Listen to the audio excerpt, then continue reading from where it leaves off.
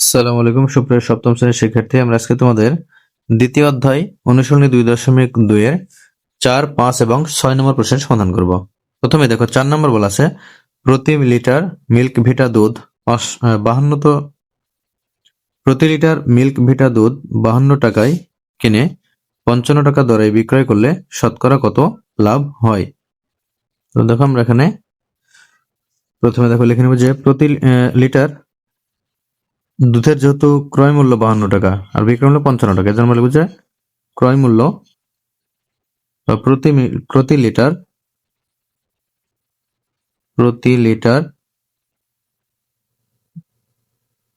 দুধের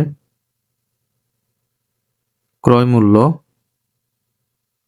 সমান 52 টাকা এবং প্রতি লিটার দুধের বিক্রয় মূল্য সমান 55 টাকা। তাহলে যেহেতু বিক্রয় মূল্য বেশি, 52 চেয়ে 55 বেশি, তাহলে এখানে কি হয়েছে? এখানে লাভ হয়েছে। তাহলে আমরা বুঝি সুতরাং লাভ হয়েছে সমান বিক্রয় মূল্য বিয়োগ ক্রয় মূল্য এত টাকা সমান 3 টাকা। তাহলে এটা কিন্তু লাভ হয়েছে 3 টাকা, অর্থাৎ প্রতি 52 টাকায় 3 টাকা লাভ হয়েছে। তাহলে আমাদের বের করতে হবে শতকরা, অর্থাৎ 100 টাকায় কত টাকা লাভ হয়েছে। তাহলে আমরা এখন লিখব যে 52 টাকায় লাভ হয় 3 টাকা। তাহলে আমরা এখন লিখব যে 1 টাকায়, সুতরাং 1 টাকায় লাভ হয় সমান 3/52 টাকা। তাহলে আমাদের বের করতে হবে 100 টাকায়, অর্থাৎ শতকরা যত এই জন্য 100 টাকায়। তাহলে সুতরাং 100 টাকায় লাভ হয় সমান 3/52 গুণ 100। তাহলে এখানে কাটাকাটি করলে দেখো 52 এবং 100কে ভাগ করা যায় 4 দ্বারা ভাগ করলে 4 13তে 52 হয়, তাহলে এখানে 13 হবে। আর 100কে 4 দ্বারা ভাগ করলে হবে 25। তাহলে এখানে হবে সমান 3 এবং 25 গুণ করলে 75/13। তাহলে এটা যদি আমরা পূর্ণ ভাঙাই, দেখো পূর্ণ ভাঙালে হবে আমরা 13 দ্বারা ভাগ করব 75কে। তাহলে এখানে 6 বার দিলে হয় 78, 5 বার দিলে হবে 65। তাহলে 5 বার দিলে হবে 65, তাহলে অবশিষ্ট থাকবে 0, 1, 10। তাহলে এই সংখ্যাটি হবে 5/10/13, অর্থাৎ যেটা ভাগফল সেটা হচ্ছে পূর্ণ আকারে থাকবে আর 10/13। তাহলে এটা হচ্ছে ভাগশেষ ভাগ ভাজক। তাহলে এটা সমান হবে 5/10/13। তাহলে আমরা এখন বুঝি সুতরাং এখানে লাভ হয় 5/10/13%। তাহলে এটা আনসার। এবার 5 নম্বর দেখো প্রতিটি চকলেট 8 টাকা হিসেবে ক্রয় করে 8.50 টাকা হিসেবে বিক্রয় করে 25 টাকা লাভ হলো। মোট কয়টি চকলেট ক্রয় করেছিল? তাহলে 5 নম্বর যে একটি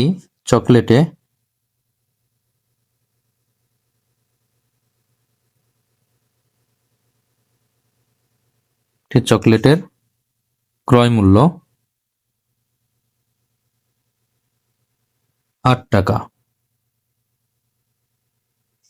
আবার একটি চকলেটের বিক্রয় মূল্য 8.50 টাকা। তাহলে এখানে দেখো ক্রয় মূল্য চেয়ে বিক্রয় মূল্য বেশি, তাহলে এটা কিন্তু লাভ হয়েছে। তাহলে সুতরাং এখানে হবে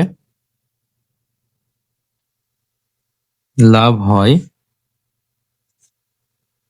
8.50 বিয়োগ 8 টাকা সমান 0.50 টাকা। আমাদের বের করতে হবে যে কতটি চকলেট কেনা হয়েছিল। তাহলে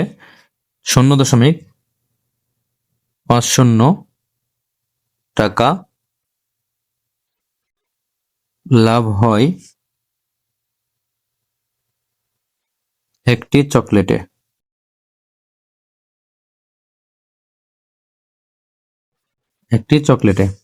তাহলে সুতরাং 1 টাকা লাভ হয় সমান, এটা হবে 1/0.50টি চকলেটে।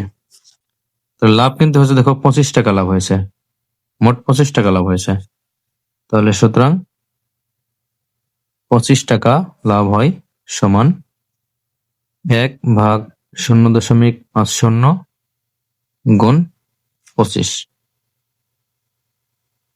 তাহলে এখানে আমরা 25কে 0.5 দ্বারা যদি ভাগ করি, তাহলে এটা হচ্ছে 1-এর অর্ধেক, তাহলে এটা হবে 50। তাহলে 50টি চকলেটে। তাহলে আমরা এটা এখান থেকে পেলাম কি, যে 25 টাকা লাভ হয়েছে 50টি চকলেট, তার মানে লাভ কিন্তু 25 টাকা টোটালি।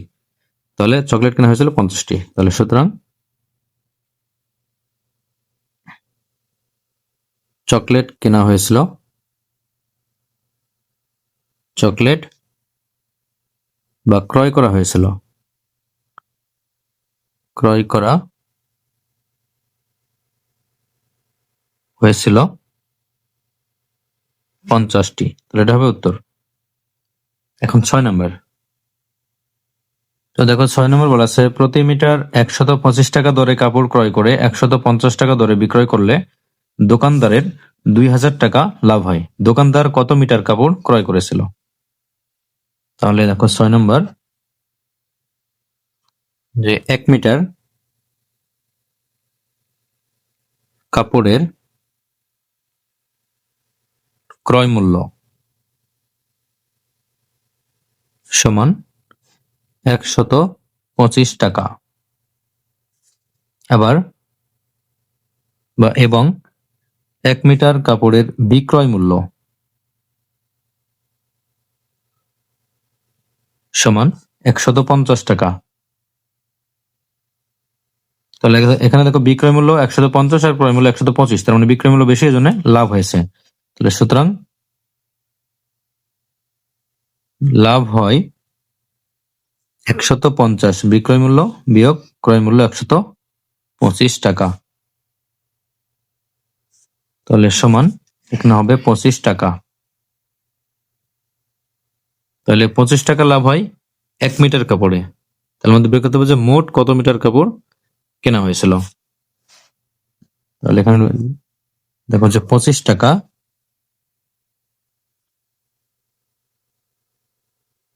লাভ হয় 1 মিটার কাপড়ে।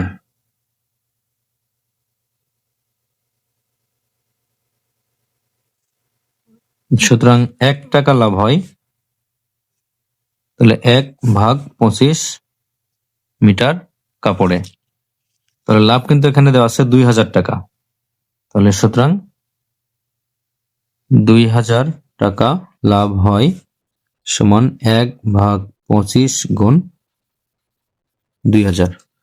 তাহলে 25কে আমরা 25 দ্বারা 2000কে ভাগ করব, তাহলে 8×25 = 280 হতে পারে। আমরা দেখবো, দেখো এখানে 2000 ভাগ 25, হ্যাঁ 80।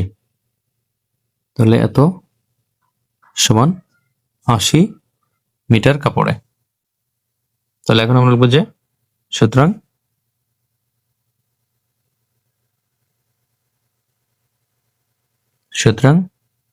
মোট কাপড় ক্রয় করেছিলেন